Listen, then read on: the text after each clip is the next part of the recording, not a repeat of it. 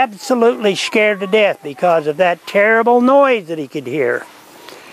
And he knew it just had to be Old Ephraim.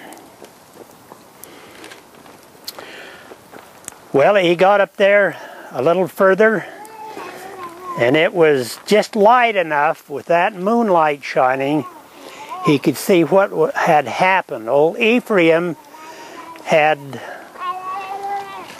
stepped in the trap, and he was hooked with his one arm, with his one leg. I think it was his left leg that he was hooked onto. No, he was on his right hand, his right leg. And what he had done, he had stepped in the new pool, the new pond. He had gotten caught, and he took off running. He was scared then. He was very frightened because of that trap, and it hurt him.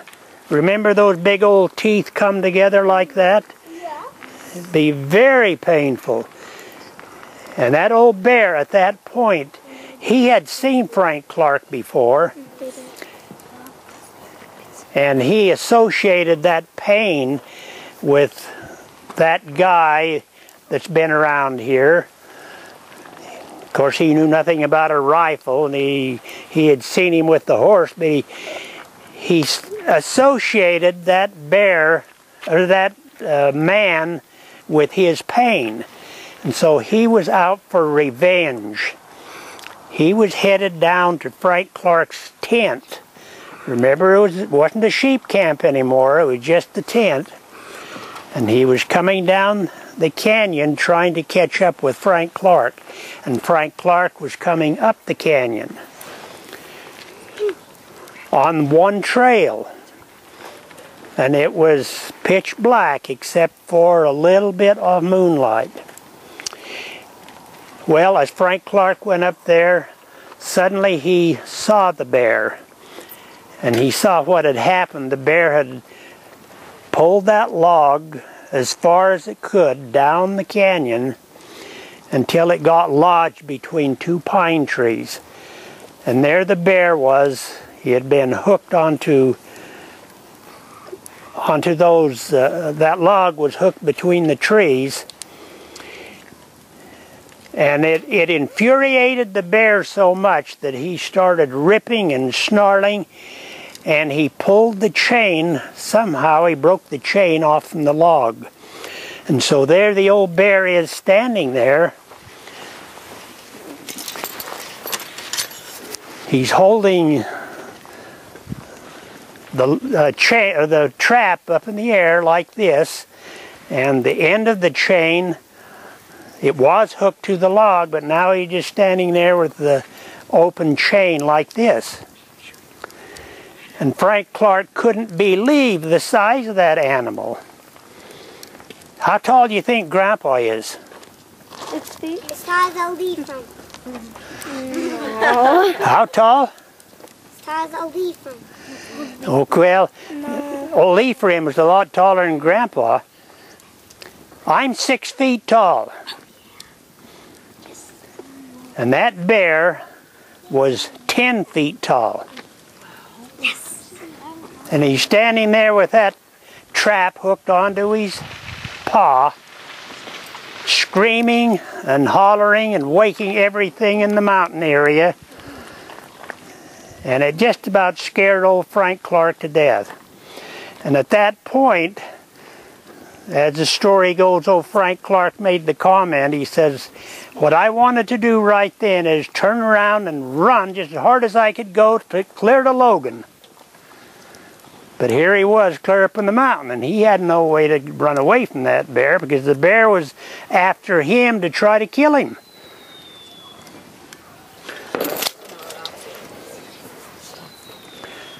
So Frank Clark knew it was a battle of either trying to kill the bear or the bear was going to kill him. And it was about that time that he came into a little swale, and the bear was down here, and then there was a pile of dirt between them, and he was up here. So Frank Clark, he climbed up into the brush as far as he could.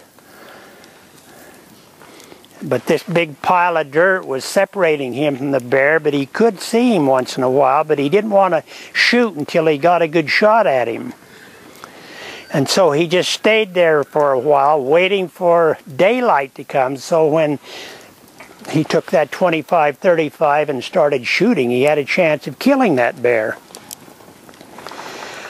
So he stayed there in the brush and shivered and quivered in his long underwear until got enough daylight that he could see what was going on. And then he saw the size of that bear, and it just about scared him to death. He raised his rifle and he started shooting, and he shot and he hit him in the belly. How many shells does he have left? 6. Because he had 7. Now he only has 6 left, doesn't he? Well, the old bear saw Frank Clark then up there in the willows hiding from him. And Frank Clark took off up after, the bear took off after Frank Clark, and he pulled up his rifle again and he started shooting again. And he shot 2 more times. He hit him both times. How many shells does he have left? 4. Has 4 shells left, doesn't he? Oh, okay, never mind. And the bear just kept coming. Now that big pile of dirt separating him wasn't that big. And the bear kept coming, and he shot 3 more times. 1 more. And he hit him every time. And he has 1 bullet left in that gun. Now again, that .25-35 rifle is not that big and powerful. Bracken, Lance, when they go hunting, they use much more powerful rifles. I'd be scared to death to be after that bear with a .25-35. But here comes that bear now, and he's about 10 feet away from him, coming after him. 10 feet away.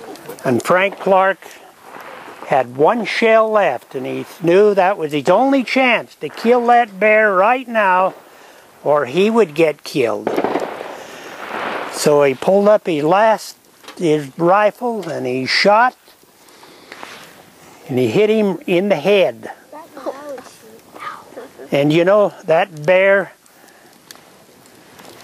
dropped down right in front of Frank Clark, almost at his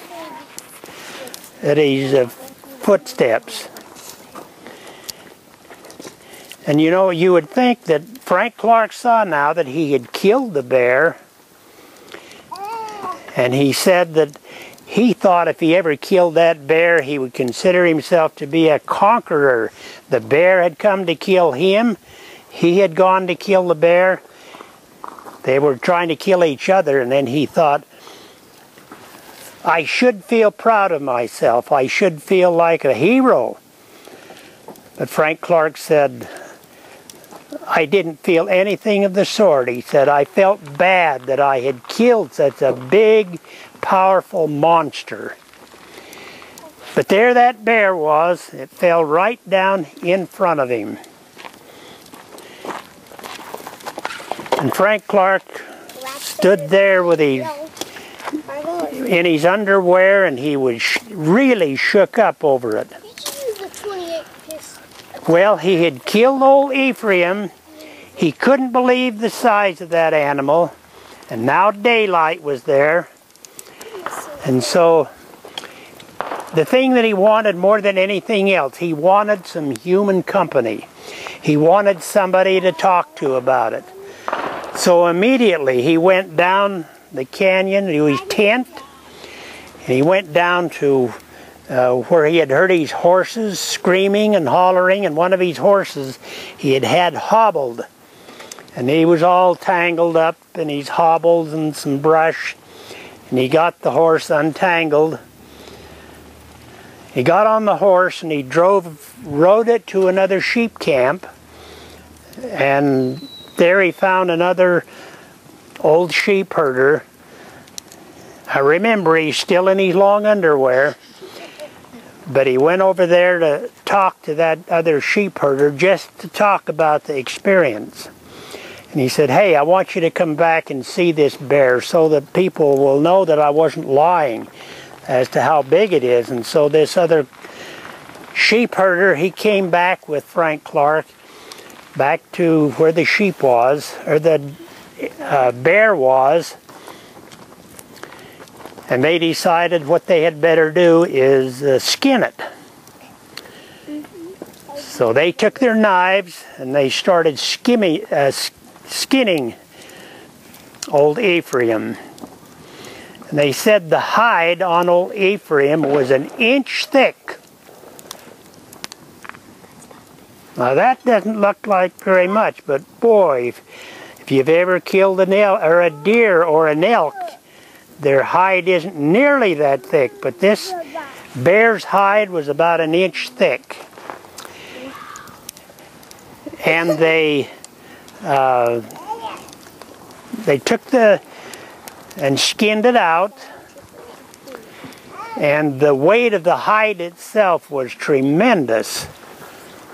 Then they hooked some ropes around the bear carcass, and they decided they would try to move the carcass, but they couldn't move it at all with their horses. It was so big. And so what did they do? They wanted to get rid of the carcass, so they set it on fire, just like this. They put a bunch of logs around it, set it on fire, and started burning it. And Frank Clark, for 2 or 3 days, he tried to burn that thing up, and he did. He burned a lot of it up, but he wasn't able to get rid of all of it, so he covered up what he could. And then later, when he came down, he told everybody about this big bear that he had killed. And a lot of people were skeptics. They said, oh, there couldn't have been a bear that big. There aren't even any grizzlies up there. There are brown bear, there are black bear, but there are no grizzlies up in Logan Canyon. And so there were a lot of skeptics.